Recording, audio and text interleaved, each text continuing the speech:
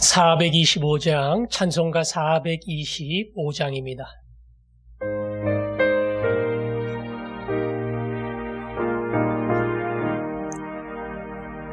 주님의 뜻을 이루소서. 고요한 중에 기다리니 진흙과 같은 날 빚으사 주님의 영상 만드소서. 주님의 뜻을 이루소서. 주님 발 앞에 엎드리니 나의 맘속을 살피시사 눈보다 희게 하옵소서. 주님의 뜻을 이루소서. 병들어 몸이 피곤할 때 권능의 손을 내게 펴사 강건케 하여 주옵소서. 주님의 뜻을 이루소서. 온전히 나를 주장하사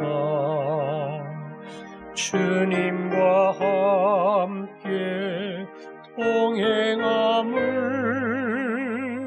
만민이 알게 하옵소서.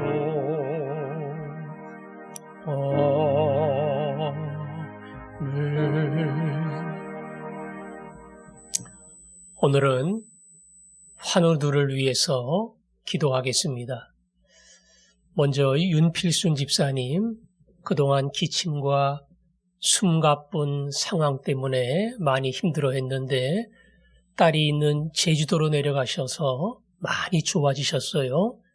이제 음식을 잘 드시는 것과 표적 치료, 알약으로 항암 치료제를 지금 먹고 계시는데 부작용이 아주 심해요. 그래서 계속해서 먹을 수 없는 상황이라서 하나님께서 그것도 은혜로 지켜주시도록 우리 이성노 장로님 정립선, 폐암 모두 일기 수술을 받으셨는데요.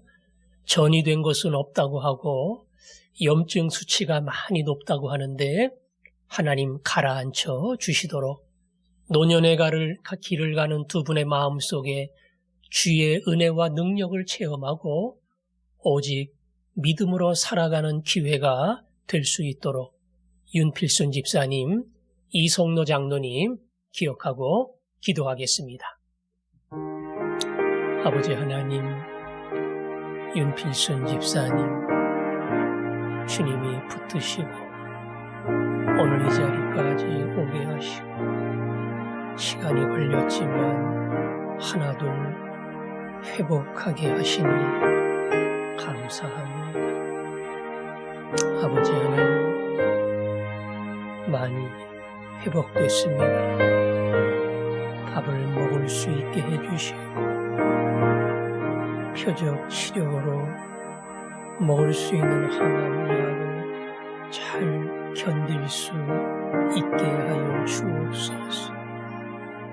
지금까지 지나온 것, 앞으로 가야 할 모든 길, 주의 은혜임을 잊지 않게 하여 주옵소서.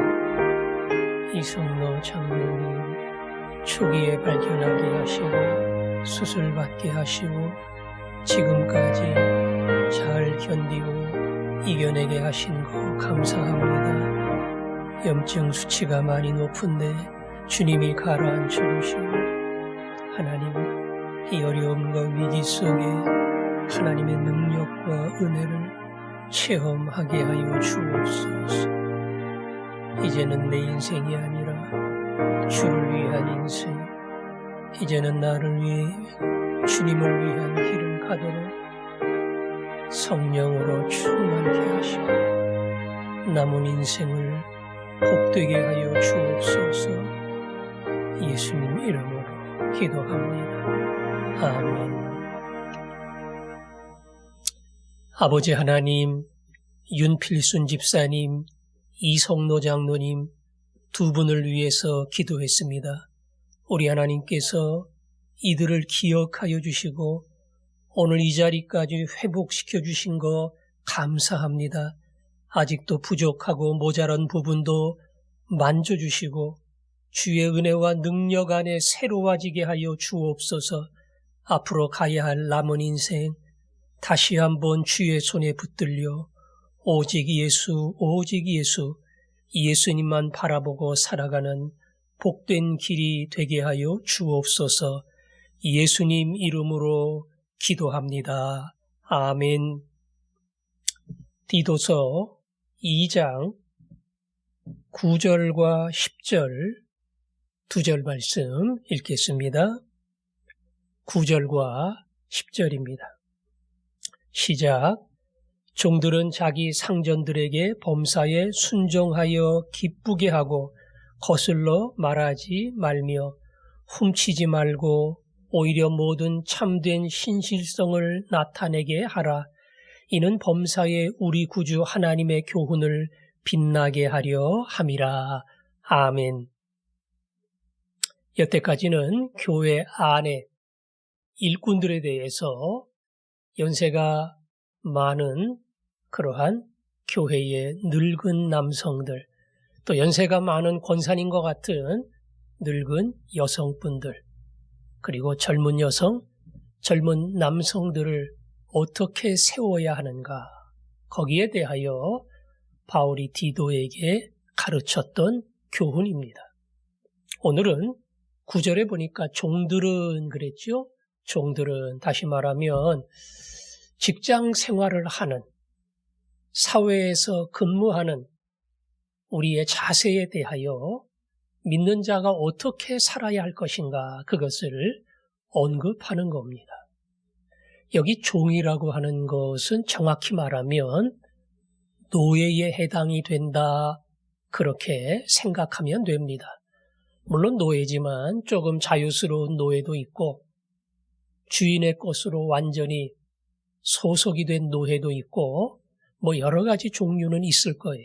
그러나 노예라고 하는 것은 어떤 스스로의 결정권이 없는 그러한 사람들을 가리킵니다. 말 그대로 주인의 집에 속해서 주인을 위해 살아가는 그러한 주인을 위한, 주인에게 속하고 주인이 소유한 그러한 일꾼이고, 그러한 어찌 보면 주인을 위해 살아가는, 심하게 말하면 소모품에 불과합니다. 그런데 그들을 향해서 상전들에게 범사에 순종하여 기쁘게 하고 그랬죠. 상전은 주인입니다. 그 주인에게 순종하고 주인을 기쁘게 하라. 노예는 자기 인생에 대한 자긍심이 없어요.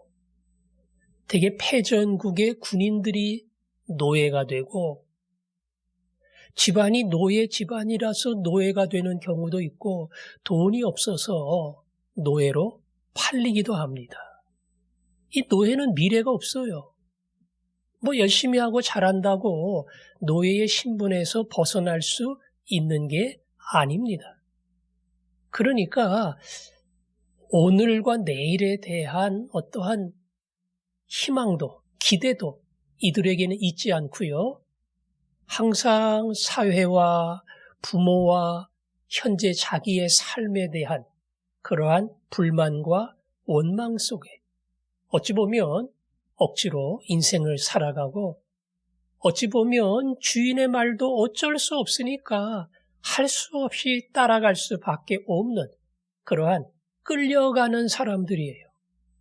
그런데 오늘 여기 바울은 이야기하기를 범사에 순종하여 기쁘게 하고 그 주인의 말에 하나하나 순종하며 주인을 기쁘게 하라는 겁니다. 말 그대로 노예들이 가지고 있는 어떠한 사고방식하고는 기본적인 삶의 철학하고는 전혀 다른 180도 달라진 인생을 그들에게 요구하는 겁니다. 너희들의 위치는 불평하고 원망하고 미워하고 인생을 탓하고 저주하고 그럴 수밖에 없어. 많은 사람들이 그렇게 산다. 그러나 예수 믿은 사람은 노예라 할지라도 삶의 자세가 달라진다.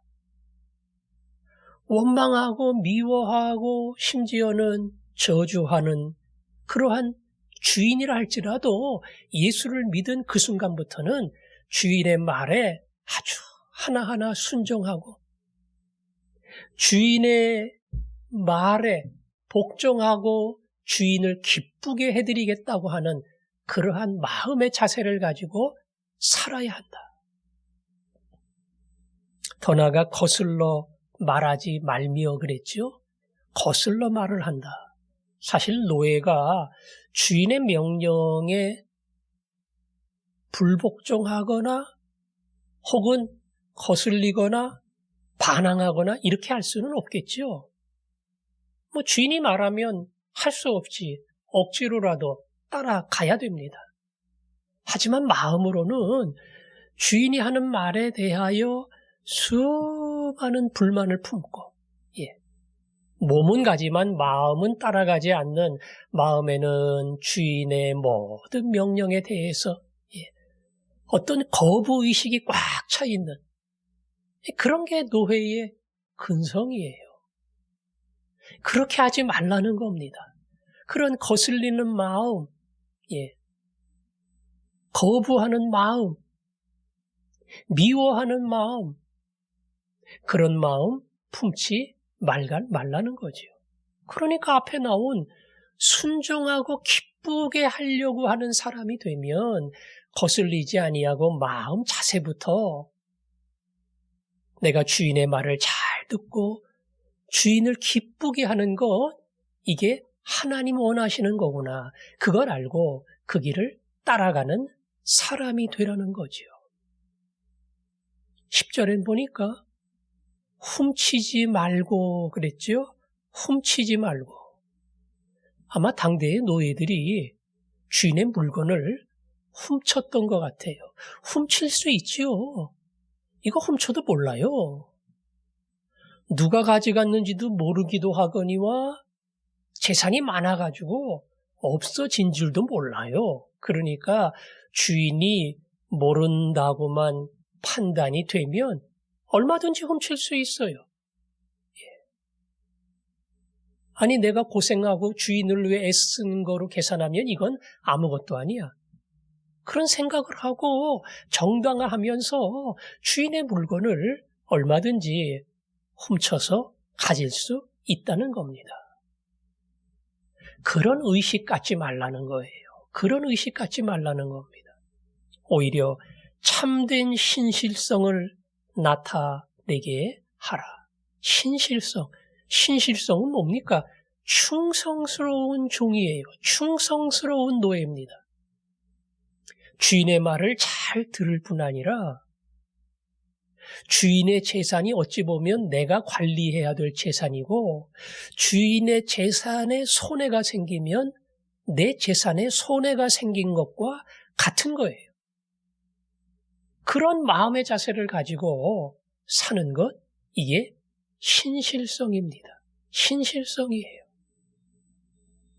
방금 말씀드린 것처럼 바울이 디도가 목회하는 이 그레데 섬에서 노예로서 교회를 나오는 사람들, 그들에게 무엇을 가르쳐야 할 것인가? 그들의 어찌 보면 절망감, 그리고 사회와 주인에 대한 원망감, 그 속에서 그저 예수 믿으니까 예수님 날 사랑하지 그러고 살라는 것이 아니고요.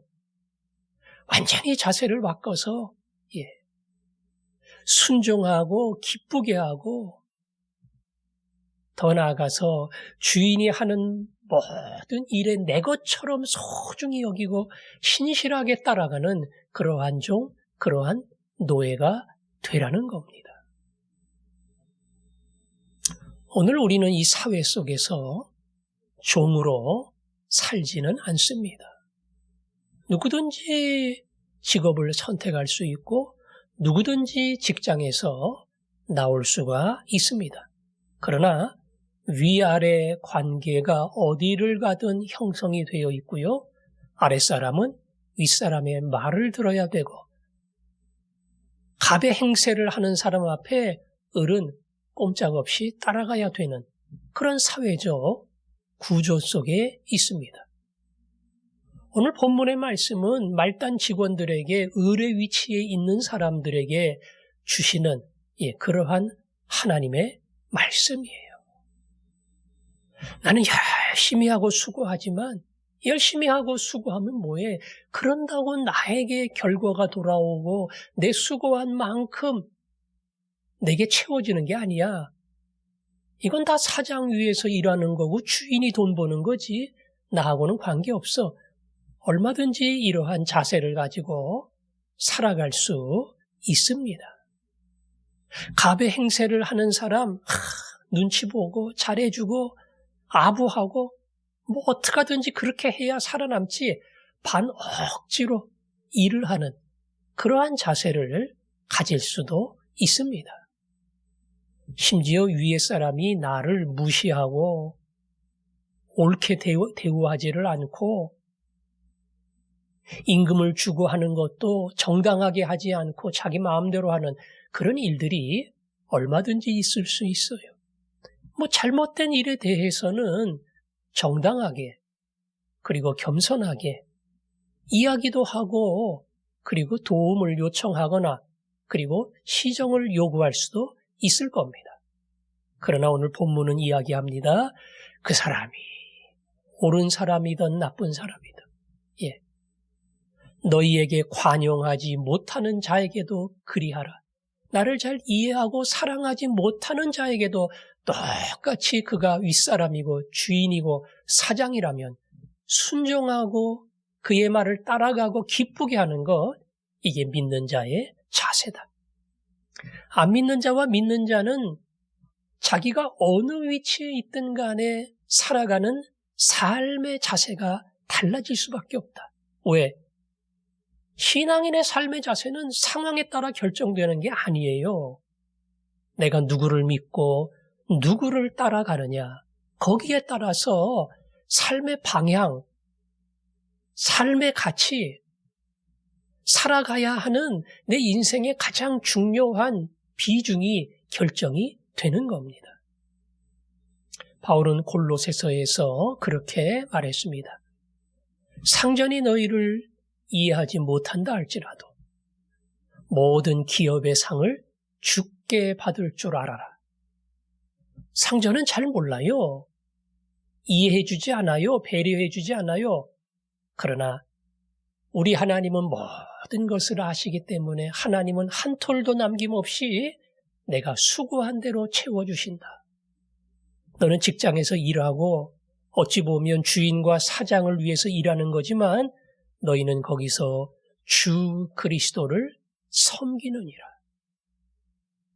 내가 회사에서 일할 때에 을로서 내 역할을 다할 때에 상사를 위해서 갑을 위해서 하는 게 아니라 주 그리스도를 섬기느니라. 내가 열심히 일하는 게 결과적으로는 진짜 회장이신 예수님을 섬기고 예수님 밑에서 일하는 거구나. 그런 중심을 가지고 일을 하라는 겁니다. 그러면 살아가는 자세가 바뀔 수밖에 없는 거지요. 오늘 성경은 이렇게 10절에서 이야기합니다. 이는 범사에 우리 구주 하나님의 교훈을 빛나게 하려 함이라. 항상 결과가 있어요. 연세가 많은 성도나 또 젊은 성도나 그들이 왜 믿음으로 살고 의롭게 살아야 하는가? 그 이유가 있죠. 그 결과가 있죠. 여기도 그 이유가 뭡니까? 범사에 하나님의 교훈이 빛나도록. 나를 이해해 주지도 않고 인정해 주지도 않는데 관계없어. 난 예수님 섬기는 마음으로 할 거야. 그런 중심을 가지고 성실하게 열심히 힘을 다해 순종하며 최선을 다할 때에 마지막에 어떤 결과가 나타나느냐? 오늘 본문의 말씀처럼 하나님의 교훈이 진짜라고 하는 것. 예수를 믿으면 사람이 저렇게 바뀌는구나 하는 것이 나를 통해서 드러난다고 하는 겁니다. 주인도 척 보면 알아요. 사장도 척 보면 알아요. 하는 것 같고 성의 있는 것 같지만 사실은 억지로 하고 할 수 없이 하는 사람하고 힘을 다해 열심히 일하려고 하는 사람하고 예수 믿는 사람을 가만히 보니까 아무리 힘들고 어려워도 거기서 끝까지 열심히 자기 일을 하는구나. 그걸 볼 때에 정말로 예수 믿는 게 성경 말씀대로 사는 것이 참 중요하구나 하는 것을 그 하나님 말씀의 소중함이 빛을 내고 그리고 믿지 않는 자에게도 드러난다는 겁니다.